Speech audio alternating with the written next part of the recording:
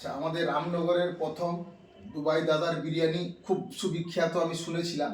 তো সিরাজ, আরসালান, লাজিজ, আমানিয়া, দাদা বৌদি, হাজি, বাচ্চার বিরিয়ানি, উজ্জ্বলদার বিরিয়ানি, আমেরিকান দাদার বিরিয়ানি এর কাছে ফেল হয়ে যাবে, কেন এটা বিশ্বের বেকার চুদা বিরিয়ানি। রামনগরের দুবাই দাদার বিরিয়ানি আজ থেকে ব্র্যান্ড চেঞ্জ, দুবাই মারার বিরিয়ানি।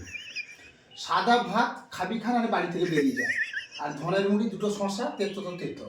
আর মালটা এলো বুলেটে চড়ে, মানে নিজে মপচে মানব টাইগার জিন্দা হয়।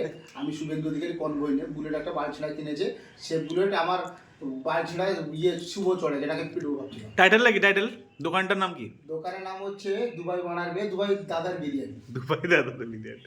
তাহলে বিরিয়ানিটা খেয়ে আপনার কি মনে হচ্ছে? না, আমার মনে হচ্ছে বিরিয়ানিটা খুব সুস্বাদু, খুব টেস্টি। মানে আমি খেয়ে নিচ্ছি বড় কষ্টে, লেবুর ভাত।